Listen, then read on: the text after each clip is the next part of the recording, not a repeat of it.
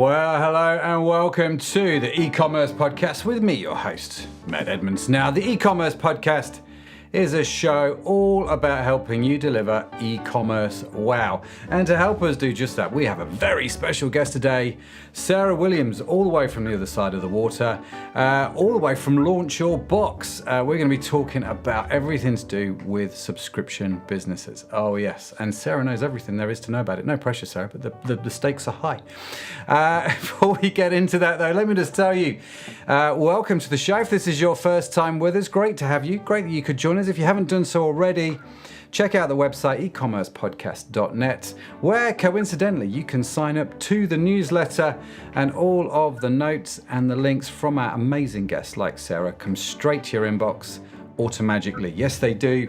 And you can click through, you can connect with them, you can see what they're up to. It's awesome. So check it out, ecommercepodcast.net. And of course, this show is brought to you by the wonderful e-commerce cohort. E-commerce cohort is a monthly e-commerce membership group that you could be a part of if you're not already. Why not come and join us? There's some great stuff in there. We have expert workshops delivered every month by e-commerce experts. Plus, if that's not enough, you get to join in the live recordings of this podcast. Oh yes, so you can ask questions direct to the guests yourself. Come check it out. ecommercecohort.com. Be great to see you in there. And before we get into it, let me give a big shout out to SubSummit, which is where Sarah and I sort of collided, for want of a better expression. If you haven't checked it out already, check out subsummit.com. Subsummit 24, I will be there. So it's a great place. Are you going to be there, Sarah? I am going to be there. Yes. That was a yes. I should have put a sound up. Sorry. Yes, she said yes. Schoolboy error. Ask a question, make sure you turn up the volume. Now, let's talk about Sarah. Starting with a quaint brick and mortar store, Sarah quickly pivoted to revolutionize the subscription box world in 2017 with Launch Your Box. Her dedication to exceptional customer experiences has turned her venture into a multi-million-dollar success. Beyond running her thriving business, Sarah empowers other entrepreneurs through her programs and shares her journey through her debut book, One Box at a Time. We're going to get into that. And actually, Sarah, it's also fair to say you have your own podcast. You are a seasoned podcaster, aren't you, with your Launch Your Box podcast? Yes, I love the podcast. Did you enjoy doing it? Do you enjoy getting the guests on and chatting away? It's one of my favorite things that I get to do, the podcast. I love it. Yeah, I'm with you. You just get to speak to some incredible people, don't you? And you just have some fun doing it and learn a lot along the way. And you don't necessarily have reasons for it. It's just I enjoy chatting to people, and it's a wonderful thing to do. Well, thank you for joining us. Thank you for being here. I'm really excited to be here today with you guys. Yeah. In the midst of, because at the time of recording, let's just say it's a busy time of the year, isn't it? It's slightly busy. Just a tad. If I were to pan this screen over and you were to look at my warehouse right now, it would be a shocker. Yeah, mayhem and chaos would be the order of the day. No, which is fair enough. It's fair enough. Tell us about the subscription business that you've got, the Frame by Sarah. What's going on with that? Just to give us some groundwork. Yeah, so I started the business as a kind of a add-on to my brick and mortar business. So I had a personalized gift shop that was just a local brick and mortar shop. And in 2017, I decided I wanted to have a subscription box as a way to take that local customer and make them the VIP of my business. And so I started the subscription box. It's called the Monogram Box because my brick and mortar, we personalize everything. So we do the same thing in the subscription box, which you could say is a little challenging because every single box that goes out this door is customized. And so that's what makes our subscription unique and special is that it's customized for the subscriber every single month. And we pride ourselves in that. We love that. And our subscribers really, really love it. So we started that in 2017. With 44 subscribers. And we ship out thousands of boxes every single month now. And it's just been a great journey. It's been a great journey. Fantastic. So you basically thought, I want to start a subscription business. What is the single way to make it way more complicated and way more difficult to myself? Let's do that. Absolutely. Like if go back and tell myself, tell 2017 Sarah what I know now, I would say, stop it right now. That is not scalable. What are you doing? You're going to kill yourself through this process. But, I just took it as a challenge, because in my mind, I didn't think I was going to have this multi-million-dollar subscription box business. Right. In my mind, I really just would really love 100 subscribers, because at that time, 100 subscribers would have paid my monthly overhead for my brick and mortar. Right. And so that was the goal. That was like my big goal. If I got 100 subscribers, my rent, my utilities, and my one employee would be paid for. And then everything I made in the brick and mortar, all the profit I made in the brick and mortar, would just be extra on top. So the goal when I started the subscription box was just to bring some stability into my overhead expenses. Okay. And I never imagined that it was going to explode to what it is today. So is the brick and mortar business still running, or is it purely online now? It's kind of a hybrid right now. So in December of 2020, after COVID showed me that I didn't need the brick and mortar to be successful, I went online in 2020. The only thing I really had online before was my subscription box. I was still very local. When COVID shut down my brick and mortar store, I pivoted and put everything online in that panic of what am I going to do? Sure. And that showed me that I could reach a lot more people, and that my local customer base, because it was huge. It was probably at that time 70% of my business was my local customer base, and it was also about 70% of my subscriber base too. So I felt like to be relevant to those people, I still needed to have my local brick and mortar store. But when I got shut down and we went online, everything exploded, and I no longer fit in that brick and mortar. Like, I needed bigger space. I needed more shipping capabilities. I needed more fulfillment capabilities. I could no longer do this in the back room of my brick and mortar store. So in December of that year, we moved to a warehouse with the intention that I was going to go all online. I shut down the brick and mortar store, and we were just going to focus online. But during that transition, something kept tugging at me, this local customer base that I had. Sure. And hundreds and hundreds of people walking around my town in the same t-shirt that I've designed for the month. And it was almost like this disconnect for me to not be able to see them, to not be able to help them in person, to not be able to get their feedback that I had always gotten from my brick and mortar. So when we opened our warehouse and closed the brick and mortar, we took the front 12 feet all the way across of our warehouse, and we made a faux retail store so that our customer could walk into our warehouse. It feels like a boutique in the front, and they're able to shop and pick up orders and pick up their subscription boxes and have interaction with us. Now, we are only open during our warehouse hours, so we aren't keeping boutique hours anymore. But it was the hybrid. It was, we still have a personal connection with our local subscribers. They can still feel like they can come in and see us and talk to us. But yet we're in a warehouse environment, so that we can continue to fulfill and ship in the capacity that we needed to. That's really interesting. I've seen this actually a lot, certainly more recently, where businesses went pure warehouse. The dingy warehouse. But actually, some of the warehouse locations are quite handy, aren't they? They can be quite helpful. And so I've now seen a lot of warehouses put stores in, shop fronts. There's actually a big chain in the UK called Screwfix, which built an entire business out of this, like a DIY store. So there's no shop to go shopping around. You buy everything through a catalog. You go pick it up. But a friend of mine who runs an online tool business has done the same thing. Massive warehouse selling power tools, which is just beautiful. I love to walk around it. But he has this amazing sort of store at the front, and you would never know what's behind that wall. Exactly. And so I'm really intrigued. The hybrid model seems to be working because you've got the warehouse space, right? Yes. The staff are already there, so the staff can be doing picking and packing and customer service inquiries. So I suppose you've got to fit it out. But is there any real massive extra overhead? I doubt there probably is, really. So is it working well for you?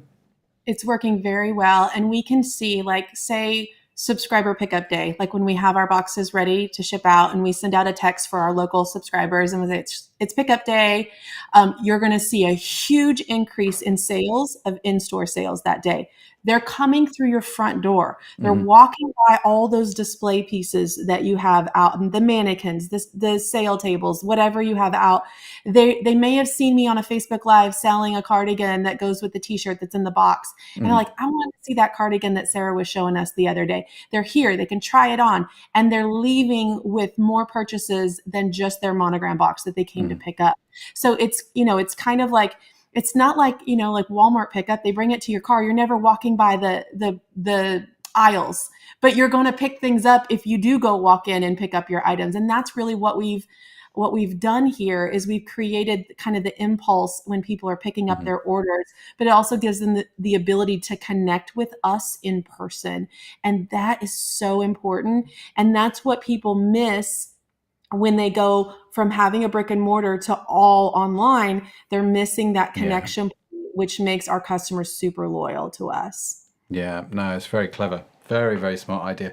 But a thing that you mentioned there, Sarah, that I want to pick up on, right, is you do the subscription box, the personalized stuff in the subscription box. But you just said, like, they may have seen me on a Facebook Live selling a cardigan, which will go with the t-shirt in. So it's like, there's more to this story than just putting stuff in a box and shipping out, it sounds like. Absolutely. Absolutely. And these are just, I call it expansion revenue. So we have a solid revenue structure with our subscription box, and it is 75% of our overall revenue, our subscriptions are, which is amazing because we can count on that every single month. It's not like we have to show up and sell to pay the bills. We know 75% of our revenue is reoccurring. It's going to hit our bank account every single month. So the other 25% is our expansion revenue on our subscriber base, on our subscription base. So when I curate a box for the month, I'm also curating pieces that could be great add-ons to the products in this box. Example, there's a t-shirt in every one of my subscriptions. Well, what are we going to wear with the t-shirt every single month? In the winter, we're going to wear cardigans. In the summer, we're going to wear kimonos. We might wear, earrings and hats and shorts and whatever else that we want to curate that'll go with the subscription box, because these are just ways that are easily expandable on the current revenue that we already have. When I order the stuff for the subscription boxes, I don't have to worry too much about how much to order. Is it going to sell? Will I have to mark it down? That stuff's already sold.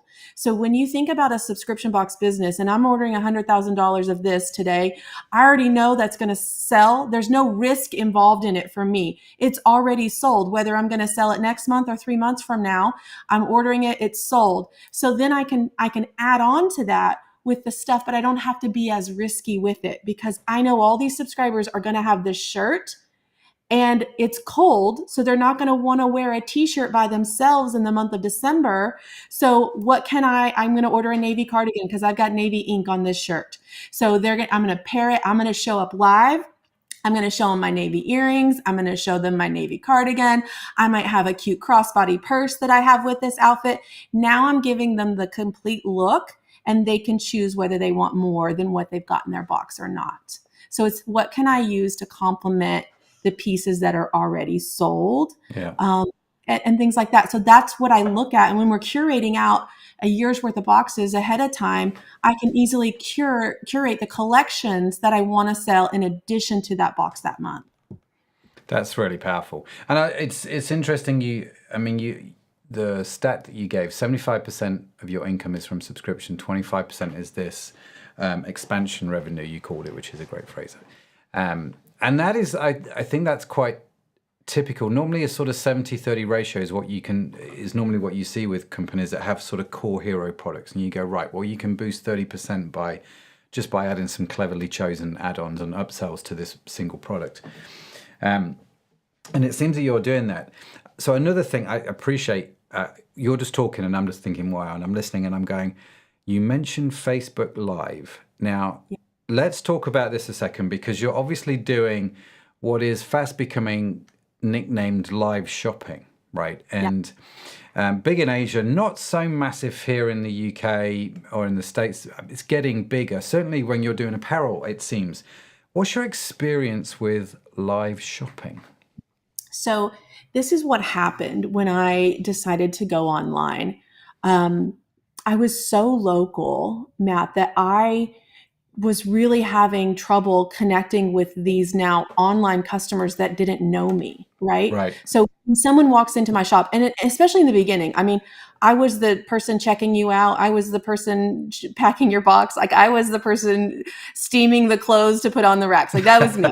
You always saw me and I got to know you that way, Yeah. right? So if someone came into my shop, I was the one greeting you. I was the one checking you out. I was the one asking about your family or whoever. And that's how I got to know my customers. And that became I had this cult like following because they knew if they came in the store, they were going to see me. Mm-hmm. And so they come in to just talk with me and look what I had new. So when I went online, there was a disconnect of how could I connect with all these people that didn't live in my town, that didn't know me. And that the realization for me was like, I need to go live. Right. I need them to get to know me the same way my local customers got to know me, because that's what's driving my business. It's that return customer. It's that loyalty factor. It's that no like and trust factor. Yep. And people on the internet don't even know who I am. And why would they come back? Why would they shop with me when there's a million places to shop? So I had to differentiate myself, and I did that with live selling. And I was very uncomfortable with it. In the beginning, I didn't want to do it. I fought it at every turn. I tried everything else. I spent a lot of money on ads so I wouldn't have to do it. I was like, I'll just do more ad dollars. I'll just do this. And I finally just realized, like, okay, suck it up. You're going to have to do this if you want to grow your business. So we have to make a plan for this, because I'm kind of a structured person. If I can make a plan with some structure that all I have to do is just keep implementing, like I'm more likely to do it than just spontaneously. So created a live structure, showed up live, very uncomfortable. No one was there. I begged my 3 friends to come live and ask me questions, like ask me about the shirt I'm wearing, ask me about the earrings, ask me how you can be a subscriber. It's because I needed some kind of conversation, because it was just me and the screen and nobody was there. And I did that for weeks. And I just got better at it and better at it. So once a week I would go live. And then there was this one Saturday that I went live, and there was like people that I didn't know watching. And I was like, oh, there's people other than my mom and my friends watching me. And then all of a sudden I could see there was 100 viewers, and I panicked and I finished my live. I was like, there's 100 people watching me right now. Like, what is happening? And so I panicked and I turned off the live, but I went live again the next week. And then I started having people buy that I didn't know, that weren't from my town. And I was like, all right, this is working. We're going to keep showing up. We're going to keep just being me, because they're relating to me in some way. I would pick like 5 or 6 things around the shop. These are my favorite things of the week. Let me show you this tumbler. Let me show you these earrings. Let me show you this bracelet. Let me show you how you can pair these together with a cute sweatshirt, whatever it was. And I would tell little stories about my kids or my day, or how I spilled coffee all over myself on the way to work, or just things that were relatable to the moms and the wives and the women that were watching me. And that's how the business grew up. And it really, you could see these pockets of subscribers. So I would have I remember it vividly. I had like my first subscriber that wasn't in my town. She was from Colorado Springs. And I was like, I have a brand new subscriber from another state. And I was so excited about it. And then there were like 4 subscribers all in the same town. I'm like, she's sharing this with people. Like she's telling people where. And then I saw it in Utah. I saw this little pocket of people in Utah in the same town. And then it just started to build and build and build. And that's when things started to really explode. But I just kept showing up. I kept being myself. I kept just talking about my products and my subscription boxes, and people got to know me the same way that they did when they walked into my store. Super powerful. Super powerful. And do you just do that on Facebook, or is it Facebook and Instagram? Do you stream to multiple places?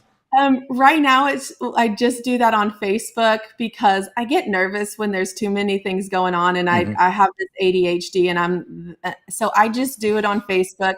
I send the replay out in the email. Sometimes I'll take snippets and throw them on Instagram Reels, but I'm just a simple person. I like to focus on one thing, and my audience is on Facebook. If we're Hmm. going to be honest, 85% of my social traffic comes from Facebook, so I Right. just focus on them. And if I can repurpose that in any way and get some other views, then I do that too. But I just focus on what's working So Facebook Lives, are you still doing them? every week. And right now I've been doing them every day because it's the 12 days of Christmas. So I've been live every single day for this is day 7. We're promoting, we have a special promotion every day for 12 days because this is December 7th that we are recording this. But I do it a couple times a week now. I also do it for my coaching business now. It was so successful in my e-commerce business that I do a live every Monday on my coaching page, and it's just how can I serve them? It's Hmm. called Monday Momentum. How do I get you started on your Monday as a small business owner? Here's a tip for this week. Here's an email marketing campaign I want you to send this week. Here's something I want you to do on your socials this week. Here's a little tip to get you out of your head, whatever you're struggling with. Like I just do a little 20-minute kind of pep talk every Monday and give them one actionable thing to focus on to get them motivated for the week to work on their businesses. Wow. So you're getting right into it then. We're not just once, we're twice a week now. We're across multiple things. We're doing Facebook all the time. I'm And then on intrigued. the coaching, I am streaming on YouTube as well Oh, because I wow. do have an audience there, so I can stream in multiple places at once. So Mm, I stream in my paid group, I stream on my free page, and I stream on YouTube all at the same time on the Mondays. wow. It sounds, Sarah, like you've got a lot going on, right? So what was a simple subscription business? Well, I say simple because you made it complex, but you have this subscription business, which you've then done the expansion stuff for, which has grown that. And you've got a coaching business. And you thought, I know what I'll do. I'm not busy enough, so I'm going to write a book, right? And so tell me about the book. So the book deal happened very unexpectedly. Matt, I didn't say, oh, I really want to write a book someday. Like that was on my bucket list. I'm going to write a book proposal and I'm going to try to get a book deal. That wasn't on my radar at Mm, all. You just said it. I'm busy. I ain't got time for all that. But I was at an event where I was speaking, and it was a charity event. And in return for our time to speak, we got a mastermind day with each other. And the host of the charity event facilitated this mastermind day. And the CEO of Hay House Publishing was in that room with me. And it was my turn for my hot seat. I'm talking about my business, and I'm having to give them a little bit of a backstory of who I am and what I do so they understand what my question is. And right on the spot, he offered me a book deal in that meeting. wow. This is how my little book, One Box at a Time, came to fruition. So I spent the next year writing my book. I had to submit a book proposal. He didn't just give me a book deal. I had to do the work, but Hmm. I wrote a book proposal. And so I put together all the things. It's a personal story wrapped into the business strategies and tactics along the way. So this is how I built my audience. This is how you're going to do it. This is how we're work on fulfillment. This is where the logistics come in. This is where we started to scale, and this is how you're going to do it. And so every chapter is my journey. Like you're going to see my whole business journey along the way in this book, but then every chapter has the strategies that I implemented that I line out for you so that you can do the exact same thing. And then also every chapter has 1 or 2 stories of my students that I feature in each chapter of how they did that particular chapter Hmm. in a way that was unique and different. So if you don't see yourself in me, you can probably see yourself in one of my students, because Right. we have hundreds of success stories of people that have gone from scratch to $1 million businesses using my strategies the same way I did. And I put that all in the book. Fantastic. Well, I'm looking forward to reading it because it's fair to say it's a fairly new publish, isn't it? Like less than a month it's been Yeah. out. And we've hit the top Amazon charts for women in business, for Fantastic. I've hit the number 5 on the entrepreneur charts. So we've hit some top charts over there, and we've got lots of great reviews on the book. So I'm really excited about it. Check it out, one box at a time. So let's dig into some of the contents of the book, some of the strategies. Chris George was on the podcast. Yeah, you know Chris from Subsummit, right? What a legend that man is. He basically said if he was starting out any business in e-commerce, he just wouldn't do e-commerce. He'd just do everything on subscription. Just the way it's just how his brain works. I'm just going to do subscription on everything.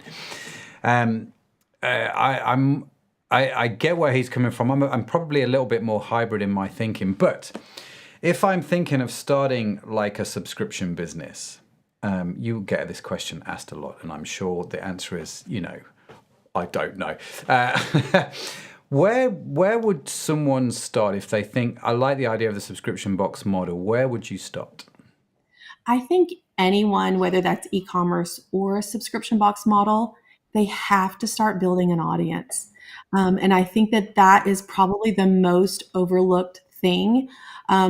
We have to start, you got to identify who the customer you want to sell to, no matter if it's one-off products or subscription. And then we have to start building content and building a following for that person.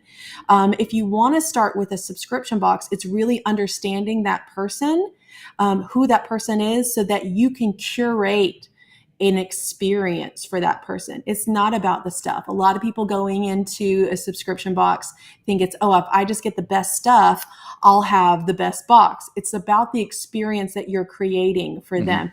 Because you can have a box, and there's, high name boxes, and I'm not going to call anybody out. It's full of stuff. It's full of brand name stuff. It's so random. There's no experience to go along with it. And that's our superpower as small business owners. We have the ability to curate an entire experience every single month with each box that we have. It's not about putting random stuff in there. It's about thinking about what that ideal customer is thinking, feeling, and doing every single month of the year. As a mom, as a busy Southern mom, that is my ideal customer. What are they thinking, feeling, and doing in the month of January? I know exactly what they're doing, and I can curate a box exactly for that person so that when they open it, they're like, Sarah made this just for me. And I get that comment so much, like, Sarah made this just for me. And that's where you should start. That's how we have to start our subscription box business off, like really understanding who we want to sell to so we can get in their head and curate an experience for them. Super, super powerful. It's interesting in your own story. You said you started off with 44 subscribers. So it wasn't like you just blew up overnight, right? It's taking you a few years. Everyone starts from scratch, and I didn't have venture capital, and I didn't have investors, and I didn't have a trust fund to start a business with. Like, I'm just a regular person, and I just thought, I can do this. I want to do this for my customers. I want them to feel special. That was the whole premise around starting the subscription box. How could I make that customer that was coming into my brick and mortar about once a month, that loyal customer, they would come in and buy something for themselves, or they would come in and buy a gift for somebody else. How could I make them the VIP of my business, that loyal customer that I saw on a regular basis? I would make it exclusive just for them. I would make it special. I would personalize it. It would feel like a gift for them every single month. That's what I wanted to curate when I started my subscription box. And I told you my big goal was to have 100 subscribers. And that's why I thought the personalization wasn't a big deal, because I could whip that out. But, little did I know that thousands and thousands of monograms later that I would be doing this on a larger scale. And I went through a lot of ups and downs figuring that out as I was scaling. I was scaling very quickly. I didn't have the equipment to scale that quickly. I tried outsourcing it for a while, and that just became a disaster after the disaster. And I thought, okay, I either need to do this and do it right, and I need to bring it all in-house, and I need to be able to control and manage the outcome of this, or I need to stop doing the personalization, because it is a train wreck right now. And so that decision came probably about 800 subscribers in. Okay. I was literally still the one sitting behind the machine monogramming for 10 hours a day. And I I thought, this is madness. I cannot keep up doing this. My business was like, my marketing wasn't getting done because I'm the one running the embroidery. I was the only one in the building that knew how to run the embroidery machines. Like, I had people doing all the other things, but I hadn't hired someone to do that. So every month, and I would get done and I would be exhausted. I'm like, crap, I got to start again next week because we got 800 more boxes to get out next week, And so it was just like, all right, I got to figure this out. I tried outsourcing it. That was a disaster. And I said, okay, if we're going to continue to personalize, we have to do it right. Mm-hmm. I don't want this janky personalization that was happening by outsourcing it. And so I bought the equipment, I hired the people, we moved into the warehouse, we had the space to have all the equipment that we needed. It was a big investment, but it was either I was going to continue to scale to pay for that investment, or I was going to need to pull back the options. And I made the decision to scale, and that's when we hit 1,500, 3,000. Like, that's when we started to really go. And as we continue to grow, we continue to buy more machines, and we continue to train more people to run the machines, and we continue to personalize in more ways than embroidery. We do printing, we do engraving, we do embroidery. So any different month, there might be something different in your box. It's not always embroidered. Like, we might do embroidery this month, and then we're going to move to DTF printing next month, and we're going to have that on an item. And and so it's different ways that we're now able to monogram items because of the decision to scale, and it's profitable, and we have it all in-house now, so we have the control over it. Which is incredible, really. And I'm listening to you talk, and I'm thinking, part of me thinks actually having a warehouse full of all those machines will just be fun. It just sounds like there's a lot of fun. Sounds like it's very hard work at times, and I'm sure it is. But it sounds like actually it comes across in your voice, Sarah, that actually you deeply care about this business. You're obviously very passionate about it, and I think that's probably the secret in a lot of ways to the success. I mean, it's nice, all the other trips and and stuff that we can do in scaling, but I think if you've not got that passion, I don't know how you do it for the long haul. I think you give up quick, right? You do. And that's what I tell a lot of my students, Matt, because when they're picking something, when they're picking their niche or they're picking their customer base and they're just getting started, I tell them, I need you to be passionate about it. I need you to be able to talk about it every day. I need you to get excited about it, because if not, this e-commerce rat race that we're on is a roller coaster. And if we don't love what we do, we're going to burn out really fast. There are going to be hard days, and you're like, why am I even doing this? I don't even like what I'm doing. We have to love what we're doing. We have to love the customer that we're serving. It's not transactional. I know that a lot of our brains think of things as transactional because we want to be profitable. We want to make money. That's why we're doing this. We're not doing this for fun. I'm not out here packing 3,000 boxes a day for fun. I'm doing it because it's building my livelihood. But I also deeply care about my customers, and I deeply care about the outcome of this box that goes out every single month. And if we don't have that passion behind what we're doing, our business won't be long-term. I'm about to be 11 years old in business. Okay. And in small business years, that's like dog years. Like, I feel like I'm 7. You know what I mean? Like, one small business year is like dog years, because so many businesses don't make it to the 1-year mark. So many businesses don't make it to the 5-year mark. To make it to 10 years being a small business owner is like, that's a big feat. That's 77 dog years for me. And I feel every one of those years. I feel them to my bones, man. Yes. I've been in business since 1998. So I definitely am feeling them.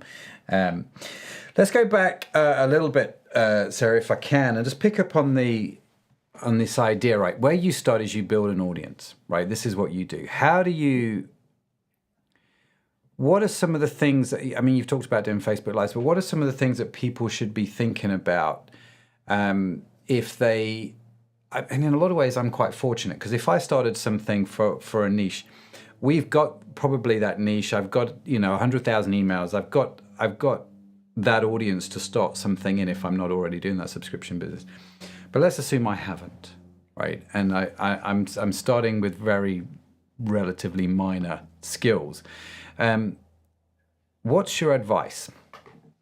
So we got to build our following and we've got to build our list. And those are the two places that we really have to hone in on. And we do that by serving before we sell. Okay. Okay. So that's something that I teach a lot. We've got to serve our audience before we ask them to buy something from us. And that's how we create these really loyal customers. So in what way can you serve your audience? So if I think about somebody wanting to start something in the pet industry, what pet is that? Like we have an amazing box in our community. It's the guinea pig box. And she has tons of subscribers, but it's for guinea pigs. So how could you serve the guinea pig community before you show up and start selling them a subscription box?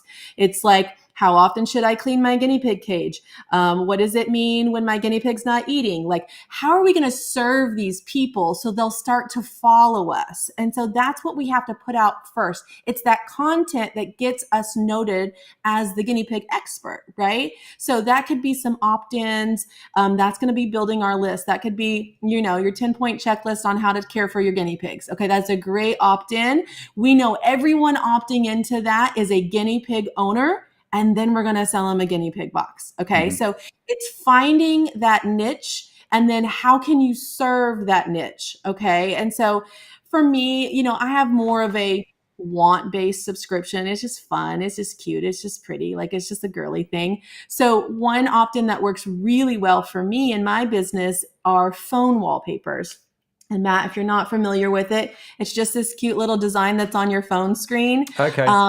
And I make them there. That's my t-shirt design for the month. So if they like this little wallpaper enough to give me their email address so they can download it to their phone for free, they're probably going to like my t-shirt design because it's the exact same design that's on my t-shirt. Right. And now I can sell them into my t-shirt subscription through an automation. So I'm building the list first.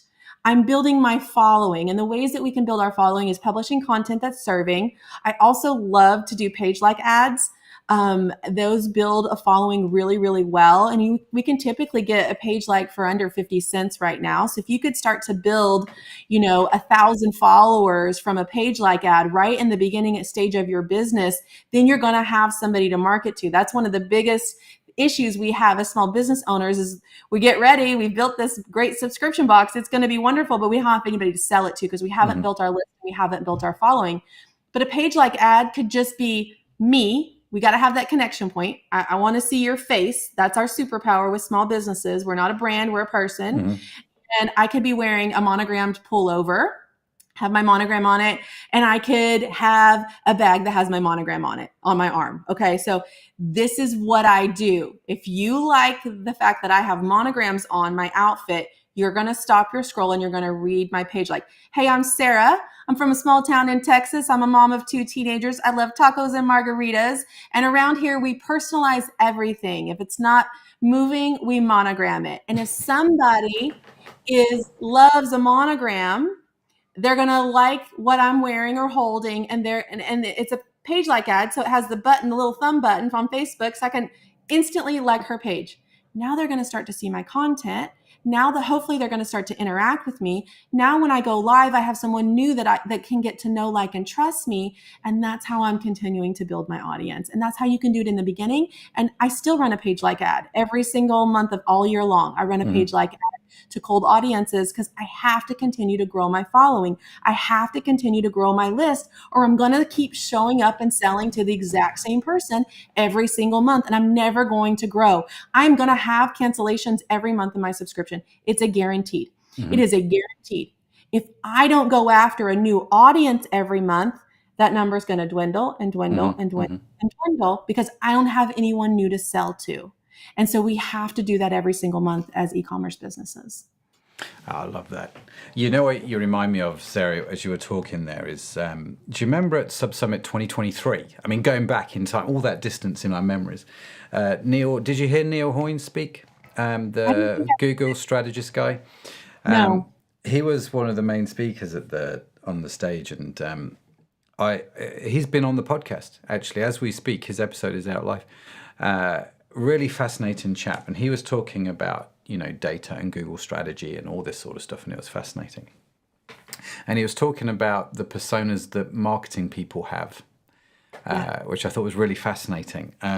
So the actual marketers themselves have these sort of personas. And the first one he talked about was the bar persona. And the bar persona, he said, picture the scene. There's a chap, obviously my language here, he's not English. There's a chap walks into a bar, and he basically goes up to every woman in the bar and says, will you marry me? Just straight away. And of course, most of them are going to say no. And he said, this is what the bar persona marketer is like. They just literally, they show up and they're like, buy my stuff straight away. There's no courtship. There's no drawing you in. And I thought it was a really, really good analogy of what we try and do sometimes with our marketing. It's just like, here, boom, buy it. Rather than, hey, let's get to know each other a little bit, right? Which is what he talked about. And so this is why your page-like strategy and just delivering value to people serve them before you sell them, I think is a really good thing. Are you all right there? You seem to be coughing a little. I'm trying not to cough on the podcast. The trouble is, the more you hold it in, the worse it gets, right? Exactly. Been there. So yes, sorry, all of that said, it just connected me back to what Neil Horn was talking about. And so you're still doing the same strategy? Yes. Still, even at this point in my business, it works. And this is what I think as we get, later in business, as we get more established, more polished in business, we think we have to keep jumping through hoops and trying all these new fun things. But when we just go back to the basics, what built our business, and just re-energize them, the basics work. We just have to keep working them. And do you, let's say I am going to do a subscription box where my key target audience is probably more, say, Instagram based rather than Facebook based. Are you still doing the page like ads? Because Facebook is so big that at least some part of your audience will be on Facebook. Yes. Or are you doing something entirely different? I think if you are focused only on Instagram, you're leaving money on the table with Facebook.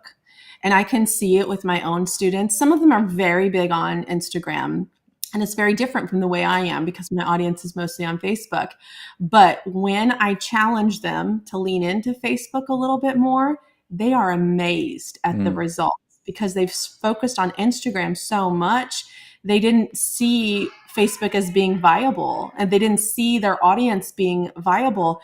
But what's happening is they've missed a whole section of people that now they're tapping into. And it's kind of incredible to see their results on Facebook when their Instagram could have 30,000 followers and their Facebook could have 300 followers because they don't put any attention to it.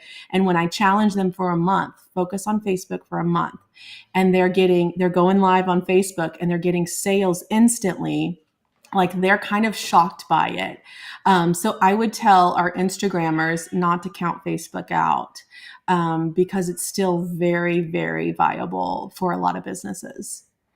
Yeah, I love that. I still see whenever we do live streams with YouTube, I mean, we have a different company that does podcast productions. And so we see the live streams going out, whether it's Facebook, YouTube, even Instagram lives in a lot of ways. By far, the most engagement you get is on Facebook. It's really quite fascinating. Even still today, the comments, because you can reply under comments and that can start little conversations. You can't really do that on YouTube. It's just all very linear. It's still, and the ability to instantly share that live onto your Facebook feed without really thinking about it. Whereas if I want to share a YouTube live stream, well, where am I sharing that to? I now have to open up Facebook to share it because it's, do you see what I mean? There's no feed to share it to. Yeah. And so all these things means to me, like Facebook's not going away and the engagement still outdoes everything else, and we've tried them all. And it just fascinates me that it's just there. It's just not going anywhere, is it? It intrigues me. Yeah. And people are like, well, Facebook is dead. Well, if Facebook's dead, it's because you're not using it. And that's what I tell them, because Facebook is very much still, and if you look at Facebook users right now, they're the ones that have the money. Like they're in that age range where they have expendable income. They have the extra income to spend on the things, the luxury items or the additional items, the not the needs, but the wants. Yeah. And so if you're not tapping into that audience, you're leaving a lot of money on the table. Brilliant. So the strategy then is simple, isn't it? Grow your audience, don't count out Facebook, have a look on Facebook, serve your audience, deliver content, be constant, show up, do the live streams, even if you really don't want to do the live streams. Yes. Someone always says to me whenever I say this about live shopping, and actually, I'm going to ask you, Sarah, because I get this asked a lot, but I've only got one, two, three, four products, a handful of products. It's not like I can turn up to every live stream and do something different or model some new clothing. How would you respond to that? I would respond with, you've got to make it entertainment. Okay. So if you only have a handful of products and those are your core products and that's what you sell all the time, you've got to show benefits of these. You got to show different ways people are using your products. You also just need to give some entertainment factor. It's not always about buy, yeah. But it's like, what are you doing for the day? Like, what are you into? You could be making something in your kitchen. If your audience is a woman of my age, which my audience is, they're going to watch me put together broccoli soup in my crock pot today. And that's a factor for them. That's why people are on social media. They're not on social media to buy. They're on social media for entertainment. So if you don't have anything that if you feel like you've shown all four of your products this week, do something different. Maybe you're using something in your everyday life that is your product and you can show them how you're using it. You're not selling them anything. You're just serving them. Who's your customer? My customer needs a crock pot meal for tonight because they got kids to feed and they've been working all day and they are tired. They're going to tune in and they're going to see what I'm cooking in the kitchen and they're going to relate to me. And then when they see that cute monogram bag in their feed from one of my ads or one of my posts, they're going to be like, oh yeah, I love Sarah's stuff because I'm a person to them. Yeah. So don't worry so much about live selling all the time. How can we be entertaining to people in our audience? And how could we attract more people? If someone then shares my broccoli soup that I'm making in the crock pot on their Facebook feed, I'm sure other moms are going to go look at that. And I might have a potential of having a new customer see my stuff. So you don't have to worry about having these perfectly polished, branded Instagram pages and Facebook pages. We just want to be real. Yeah. Like people just want to engage with real people. They want to be entertained. They want to be lifted up. They want to feel like they're part of something bigger than themselves. That's all social media is. Yeah. Yeah. No, it's super powerful. It's why I love podcasting. And because it's easy content creation. I'm not going to lie. If I think about the last, 45 minutes to an hour we've been going, I've not had to think about anything. It's all I'm just asking questions and picking your brain, right? It's none of this has come from me, so it makes it easy. It's a wonderful conversation. It's entertaining. People get drawn in, and so we constantly show up. And now we have thousands of people listening to the podcast, which is it's brilliant. And I definitely don't take it for granted.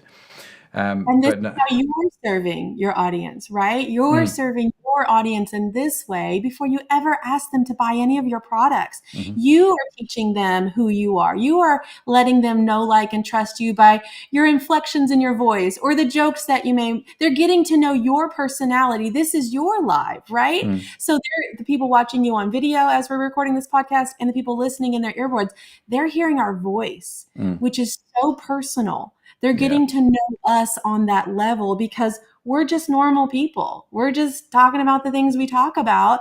And that's how you're building your audience and you're serving your audience. Yeah, so true. And actually, 75% of people that listen to podcasts are either in the car or they're walking the dog. You're in very personal space when they're engaging with what you're saying, which makes it quite an extraordinary medium. But anyway, I don't. Sarah, listen, I'm very aware of the time and you've been super generous so far. If people want to reach out to you, if they want to connect with you, find out more about your book, your course, your coaching, where do we go? just come over to launchyourbox.com. Super easy to remember as you're walking the dog, launchyourbox.com. You'll find everything that I do over there. You can follow me on the socials. I go live every Monday for a good little business pep talk if you need that in your ear on Monday morning. And I have a wonderful podcast as well. I show up every week and deliver great content, strategies, tactics, and some great interviews with my students. And that's the Launch Your Box podcast as well. Fantastic. Do check out the podcast. I'm a subscriber. I do listen to it. It's fascinating, some of the stuff that comes out. I'm like, oh, I take some notes, which is great. So do check it out. Launchyourbox.com is the website to go to. We will, of course, link to all of that in the show notes, which you can get along for free with a transcript on the website, or it's come into your email if you've already signed up. Listen, Sarah, thank you so much for coming on the show. Super, super grateful. Love the conversation. Do you know what? I loved your passion, and I love the simplicity of the message. It's not complex what you're talking about. You've just got to graft a little bit. I don't know if that translates, actually. That translates across the... It's got to work a little bit, hustle a little bit. Be passionate, show up, be consistent. But I love the simplicity of your message. And love what you're doing. Thank you for just being so awesome today and bringing all that to our audience. Thank you for having me. I enjoyed it. We could talk about this all day long, couldn't we? Yeah, I feel like we're just getting warmed up, if I'm honest with you. Right. So many more questions. But no, it's fantastic. Also, a big shout out to today's show sponsor, the eCommerce Cohort. Remember to check out that membership group, ecommercecohort.com. You're going to want to be in it, because I'm in it. So why would you not be in it? I mean, that's just, it's the way it is. Also, be sure to follow the eCommerce podcast wherever you get your podcasts from, because we've got some more great conversations lined up. I don't want you to miss any of them. And in case no one has told you yet today, let me be the first. You are awesome. Yes, you are. Created awesome. It's just a burden you have to bear. Sarah has to bear it. I've got to bear it. You've got to bear it as well. Now, the e-commerce podcast is produced by Aurea Media. You can find our entire archive of episodes on your favorite podcast app. The team that makes this show possible is the beautiful, amazing, talented Sadaf Bainon, and equally beautiful, talented Tanya Hutzlak.